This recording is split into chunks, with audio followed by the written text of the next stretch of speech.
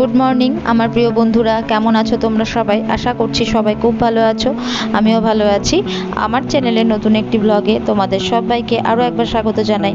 ঘড়ির কাঁটায় এখন বাজে বেলা 12:30, আর তোমাদেরকে সঙ্গে নিয়ে আজকের ব্লগটি আমি এখন থেকে শুরু করলাম। তোমাদের সবার কাছে অনেক অনেক অনুরোধ রইল ব্লগটি প্রথম থেকে শেষ অবধি দেখার জন্যে।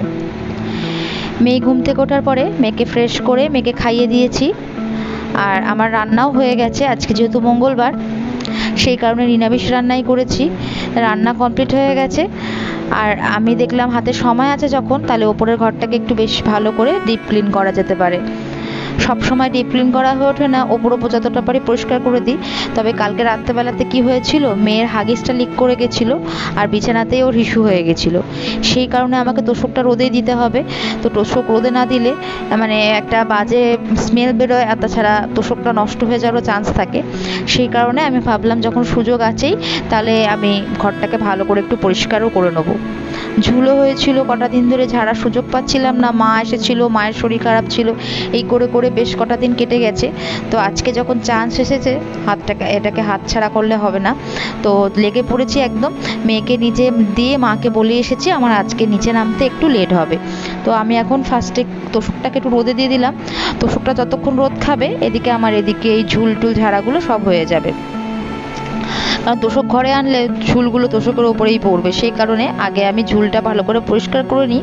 ততক্ষণে ওটাও একটু শুকিয়ে যাবে আর রোদ খেয়ে নেবে, তারপরে আমি নিয়ে আসবো।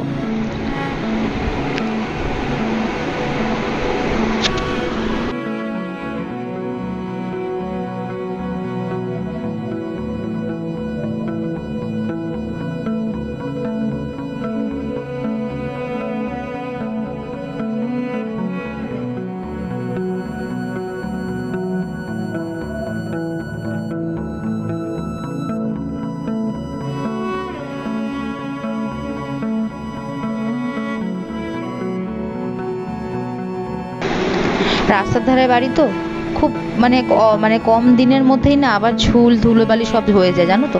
আর সব সময় কি হয়, ছোট মেয়ে তো সব সময়ভাবে ডিপ ক্লিন করা সম্ভব হয়ে ওঠে না। তাও যতটা পারি চেষ্টা করি ঘর দরটাকে পরিষ্কার পরিচ্ছন্ন রাখা। ছোট বাচ্চা দেখতেও ভালো লাগে, হট করে কোনো লোকজন চলে আসলে সে একটা অপ্রস্তুতিতে যাতে না পড়তে হয়, তাই সবসময় চেষ্টা করি ঘরটাকে যাতে পরিষ্কার করে রাখতে পারি, পরিচ্ছন্ন করে রাখতে পারি।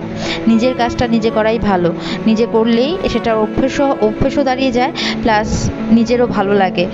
আমি নিজের কাজ নিজে করতেই পছন্দ করি।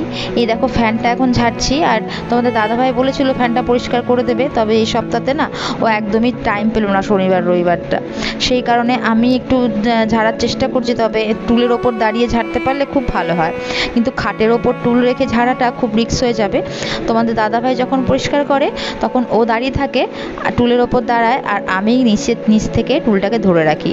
কিন্তু আমি তো একা রয়েছি, সেই কারণে আমি আর রিস্ক নিলাম না, হাত পা ভাঙার আর রিস্কটা নিলাম না আমি। তো যাই হোক, আমি কোনো রকমে একটুখানি ঝাঁটা দিয়ে ওপর করে ঝেড়ে দিলাম। আর এই দেখো এখন এই ট্রলিটাকে পরিষ্কার করছি। এই ট্রলিটা সেই শীত চলে গেছে, কোন যুগ হয়ে গেল, ট্রলিটা আর আমি তোলার সময় করে উঠতে পারছি না। তবে ট্রলিটা না খুব ভারী, কারণ ওর মধ্যে শীতের সমস্ত সোয়েটার আর কিছু জামা কাপড় আমি ওর মধ্যে ভরে রেখেছি। তোমাদের দাদাভাইকেই বলেছিলাম তুলে দেওয়ার জন্যে, তো ও তো টাইম পায় না বলে আমি ভাবলাম আর কতদিন ফেলে রাখবো, ঘরে জায়গা মানে হাঁটা চলার অসুবিধা হয়ে যায়। তো সেই কারণে আমি আজকে তুলবো বলে ঠিক করেছি। তা আলমারির ওপরটার অবস্থা যা হয়ে আছে না, তোমাদেরকে কি বলবো। যত খেলনাপাতি আছে বেশ এগুলো না মেয়ের সব অন্নপ্রাশনের জন্মদিনের মিলিয়ে খেলনা আছে। তো কিছু তো খেলনা বক্সে আছে, কিছু নিচে আছে, আর কিছুটা রেখেছি আলমারির মাথায়। জায়গা নেই জানো তো, খুবই অসুবিধা, জায়গা না থাকার জন্যই খুবই অসুবিধা। তো ভাবলাম ট্রলিটাকে আলমারির মাথার ওপরেই তুলবো যখন, তাহলে আলমারির মাথাটা একবার পরিষ্কার করে নিই। কোথাও তো রাখার জায়গা পাচ্ছিলাম না, তাই ভেবেছি আলমারির মাথার ওপরেই তুলবো, ওর ওপরেই থাকে ট্রলিটা। তো সেই কারণে পরিষ্কার করতে গিয়ে আমারই অবস্থা খারাপ হয়ে গেছিলো, এতটাই ধুলো জমেছিল আমার হাঁচি কাশি শুরু হয়ে গেছিলো। তো এই যে পুতুলগুলোকে ভালো করে পরিষ্কার করে নিচ্ছি। আর এই পতাকাটা যেটা দেখছো না, এটা আমার মেয়ে হওয়ার পরে প্রথম যে 15 আগস্ট পড়েছিল, সেবার ওর বাবাই ওকে কিনে এনে দিয়েছিল। তো এই দেখো ভালো করে পরিষ্কার করে নিচ্ছি। ঘরে ধুলো থাকলে শরীর খারাপও হয়, শরীর খারাপেরও ভয়, যেহেতু মেয়ে থাকে, ছোটো মেয়ে থাকে, আমি ঘর দুয়ারটা না সবসময় পরিষ্কার রাখারই চেষ্টা করি। তবে ট্রলিটা তো তুলে দিলাম, একটা জিনিস কি জানো তো, আমি যখন ট্রলিটা আগেরবার রেখেছিলাম একটা প্লাস্টিকের মধ্যে পেঁচিয়ে রেখেছিলাম, তবে এবার আর প্লাস্টিকটা পুরো ছিঁড়ে গেছে। সেই বিয়ের পর থেকে যে ট্রলি কেনার সময় যে প্যাকেট দিয়েছিল সেই প্যাকেটটার মধ্যেই পেঁচিয়ে পেঁচিয়ে রাখতাম এতদিন, আর এখন প্যাকেটটা পুরো ছিঁড়ে গেছে। এবার ট্রলিটা কি অবস্থা হবে নিজেও বুঝতে পারছি না, কারণ যে কটা জিনিস ওপরে আছে সবই প্রায় ধুলো জমে গেছে।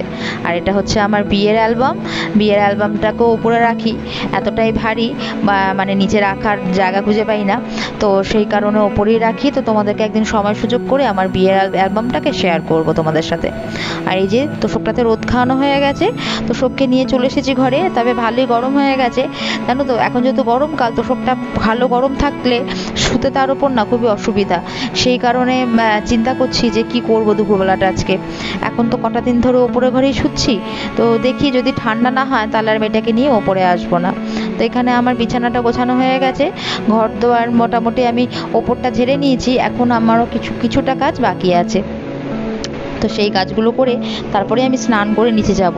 তো ভেবেছি একটু মাথায় শ্যাম্পু করব, কারণ যা আলমারির মাথা থেকে যা মানে ধুলো আর ঝুল যে ছিল সে কিছুটা কিন্তু আমার মাথাতেও পড়েছে। তো দেখো কেমন এগুলো যে ধুলোগুলো দেখছো না, এই এখন আলমারিটার পাশে মানে একদম ড্রেসিং টেবিলটা তো একদমই পাশে আলমারির, দেখো গায়ে লাগানো আছে। তো যা ঝেড়েছি সবই ড্রেসিং টেবিল আর চেয়ারের ওপর টুলের ওপরে পড়েছে। তো এই দেখো এখন আমি এটা গুছিয়ে নেব, আর গুছিয়ে নেওয়ার পরে আমি ভেবেছি ঘরের যে কটা পার্ট আছে একটা পার্টও আমি বাকি রাখবো না, সব কটাকে গোছাবো একসাথে, তবে গিয়ে আমি স্নান করতে যাব। আমি না বিয়ের আগেও আমার মামার বাড়িতে আমি গোছাতাম, আমার গোছাতে ঘর দর পরিষ্কার রাখতে গোছাতে খুব ভালো লাগে। তবে একটা কি জানো তো, একটা জিনিস হচ্ছে আমি মনে করো গোছালাম বা আমি পরিষ্কার করলাম, কেউ যদি সেটাকে মেনটেন না করে না তখন আর সেই কাজটা করতে ইচ্ছা করে না। আমি পরিষ্কার করেই যাচ্ছি আর অপরজন শুধু নোংরাই করে যাচ্ছে, সেই জায়গাটা যেরকম আছে সেরকমই মানে রাখছে না, উল্টারও নোংরা করার চেষ্টা করছে। আমার তখন ভালো লাগে না, তখন আমি ছেড়ে দিই।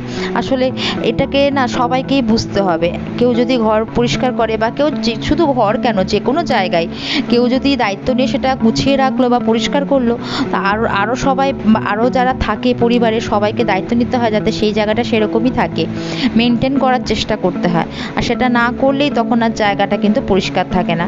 আমি গোছালাম আর একজনের সেখানে সব জিনিসপত্র এনে মানে স্তূপাকার করে দিল, ও ভালো লাগে না। আমি দেখো আমি সব সময় না পরিপাটি রাখার চেষ্টা করি যতটা পারি নিজের ঘর দুয়ারকে বিশেষ করে।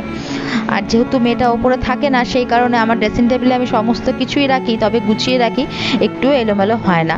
তবে মেয়ে ওপরে থাকলে এগুলো সম্ভব নয়, কারণ ও সব জিনিসই এখন নিয়ে ধরে মানে টানাটানি করে আর কি। তো আজকে যেহেতু মঙ্গলবার সেই কারণে আজকে নিরামিষ রান্নাই হয়েছে, তো বেশি রান্নার চাপ ছিল না। আমি একটুখানি মুগ ডাল করেছিলাম পেঁপে দিয়ে, আর কালকে রাত্রেবেলাতে তোমাদের দাদাভাইয়ের অফিসের জন্যে আলু পোস্ত করেছিলাম, তো সেই আলু পোস্ত আর মুগ ডালটা হয়ে গেল। আর মা চাটনি করবে আর একটু শাক ভাজবে, ব্যাস এই দিয়ে কিন্তু আমাদের আর দুপুরের খাওয়া হয়ে যাবে। তো দেখেছো কিরকম ধুলো জমেছে, দেখো কতটা পরিমাণ ধুলো জমে। আর রাস্তার ধারে বাড়ি তো আর সমস্ত ধুলোগুলো, আর আমাদের ছাদটাও খোলা, মানে ছাদ খোলা বলতে আমাদের ছাদের মধ্যে আমাদের রুমটাই আছে, এখনো অবধি পুরো জায়গাটা মানে কমপ্লিট হয়নি, কভার হয়নি, সেই কারণে একটু হাওয়া দিলেই না ঘরের মধ্যে ধুলোবালি সমস্ত কিছু ঢুকে যায় আর কি, জানো তো।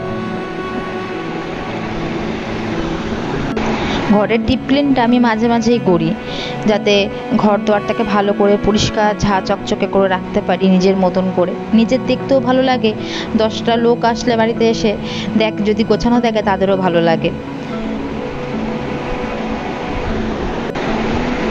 যে কোনো জিনিস পরিষ্কার করার সাথে সাথে সেটাকে মেনটেনও করে রাখতে হয়, মেনটেন করলে তবেই সেই জিনিসটা স্থায়িত্ব বজায় হয়, নয়তো কিন্তু খুব তাড়াতাড়ি আবার সেই নোংরা বা আগের মতন হয়ে যায়।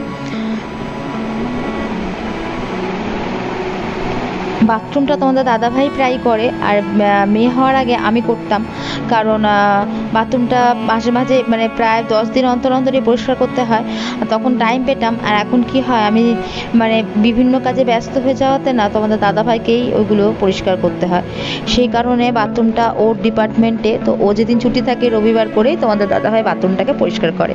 আর এছাড়া স্নান করতে যাওয়ার সময় আমরা ওই ইয়েটা দিয়ে একটুখানি মানে যেটা ঘর পোছার যেটা থাকে আর কি, তো সেটা দিয়ে একটুখানি ঘষে দিই, তাতে ওপরে আলগা নোংরাটা চলে যায়।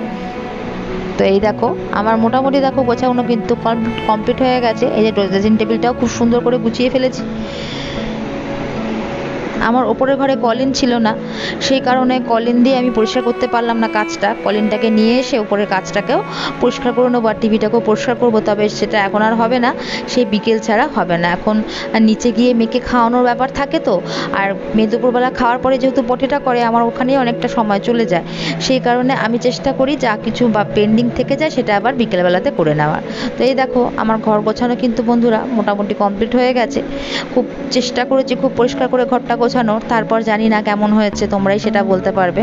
আর এই যে পুতুলগুলোকে খুব সুন্দর করে গুছিয়ে আমার মাথাতে সাজিয়ে রেখে দিয়েছি।